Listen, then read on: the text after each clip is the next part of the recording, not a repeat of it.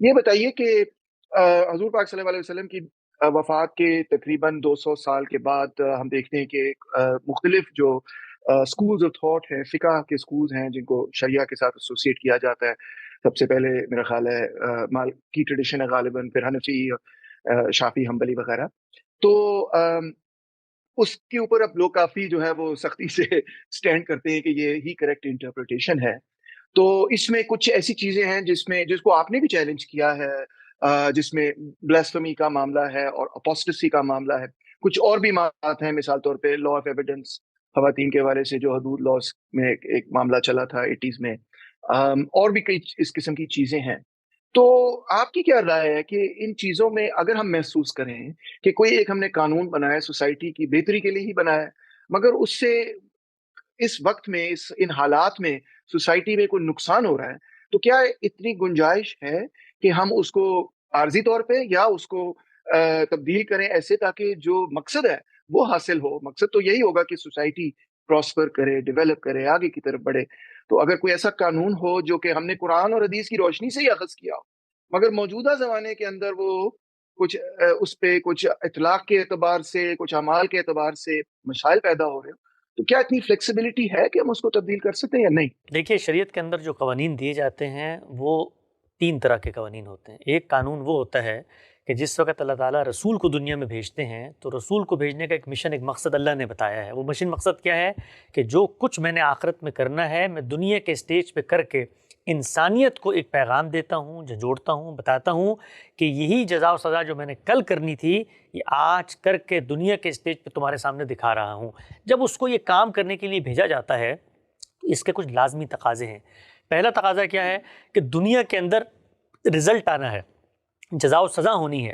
جو نہیں مانتے ان کو زمین کے پیٹ سے اکھاڑ دیا جائے گا. یہ اللہ کا مشن، منصوبہ ہے. لیکن کس کے ساتھ خاص ہے؟ پیغمبر کے ساتھ خاص ہے. آپ چیلنج کریں، آپ اس کو چیلنج کریں، آپ کہیں اللہ کا یہ منصوبہ انصاف پر مبنی نہیں ہے، اللہ کے اس منصوبے میں یہ خامیاں ہیں. میں بطور مسلمان اللہ کے اس منصوبے کے بارے میں اپنے دلائل پیش کر دوں گا.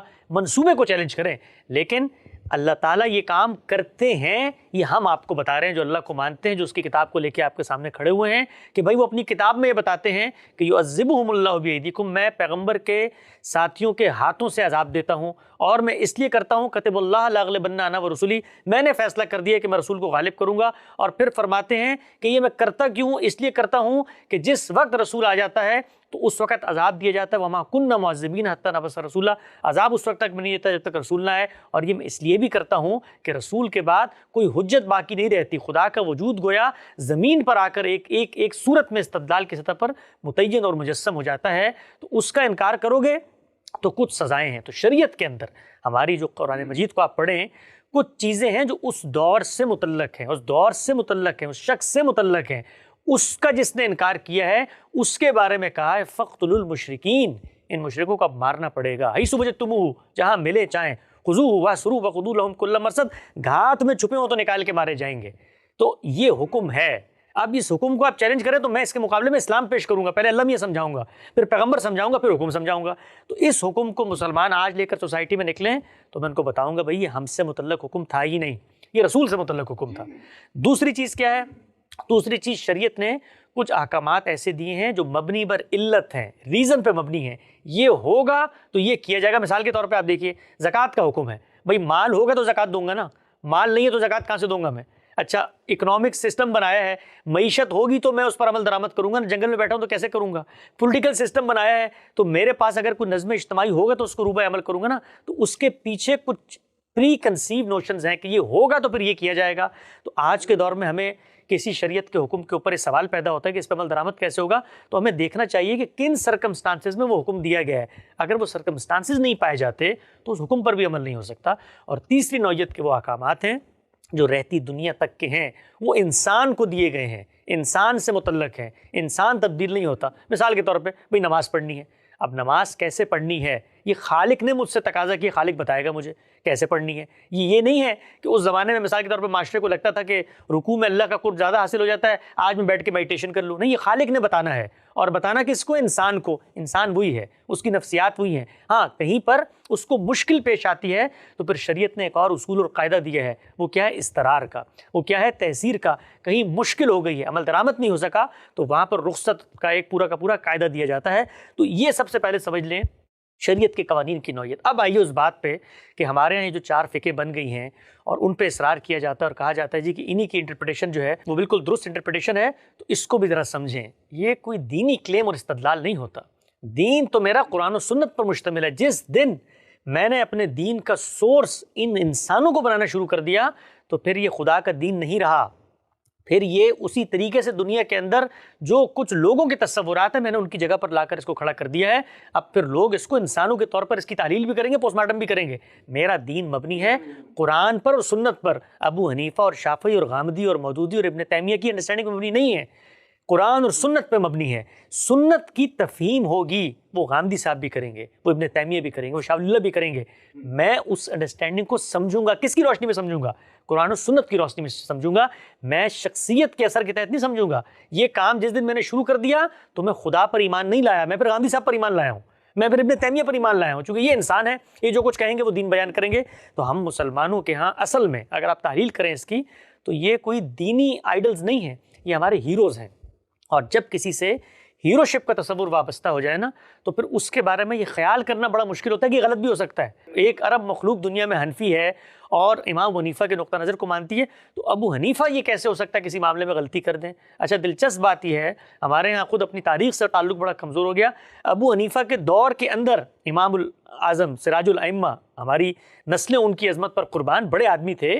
ان کے دور کے اندر 20 فقہا دین کا کام کر رہے ہیں. یہ دنیا میں کیسے فکروں کو فروغ حاصل ہوتا ہے یہ بھی ایک پورا موضوع ہے کہ جس وقت سیاست کے اندر، ریاست کے اندر ان کی فقہ کو اپنا لیا گیا تو عالمی سطح پر آپ کو اس کا فروغ نظر آ گیا.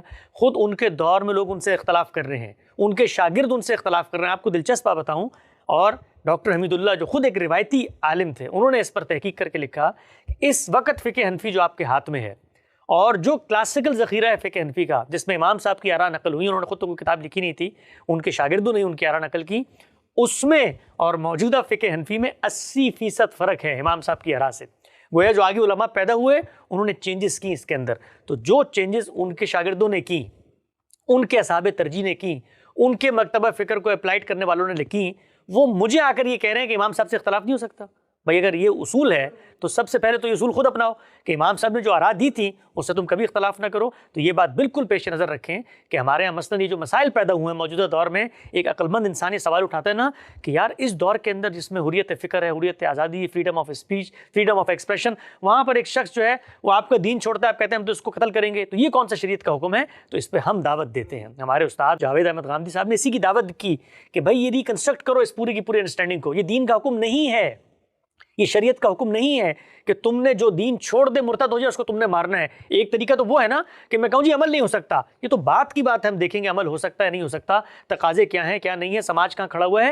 حکم ہی ثابت نہیں ہوتا، اور حکم ہمارے ہاں ابو حنیفہ اور شافعی سے ثابت نہیں ہوتا، حکم قرآن و سنت سے ثابت ہوتا ہے. تو میں مختصر بتا دوں کہ یہ جو بات کہی جاتی ہے کہ جو دین چھوڑ دے اس کو قتل کر دو، من بدل دینہ فاقتلوہ، حدیث کے اندر آیا ہے، یہ اصل میں وہی شریعت کی پہلی نوعیت کے احکام جو رسول کو دیے گئے تھے کہ جو انکار کر رہے ہیں وہ زمین کے پیٹ سے ختم کر دی جائیں گے. انہی کے بارے میں رسول اللہ صلی اللہ علیہ وسلم نے کہا ہے من تشبہ بقوم فہو منہ، جو ان کی شباہت اختیار کرے گا انہی میں سے ہوگا، وہ حشر معہ، اور مارا جائے گا اس لیے کہ میں کچھ نہیں کر رہا، وما قتلوہ، میں نہیں مارتا، وما کن اللہ قتلہ، اللہ تعالیٰ نے یہ کام کرنے کا فیصلہ کر دیا. تو وہ لوگ، وہ نسل جو پیغمبر کی موجودگی میں انکار کرتی تھی یا ماننے کے بعد انکار کر دیتی تھی، گویا مرتد ہو جاتی تھی، ان کے بارے میں ایک ہدایت دی گئی ہے.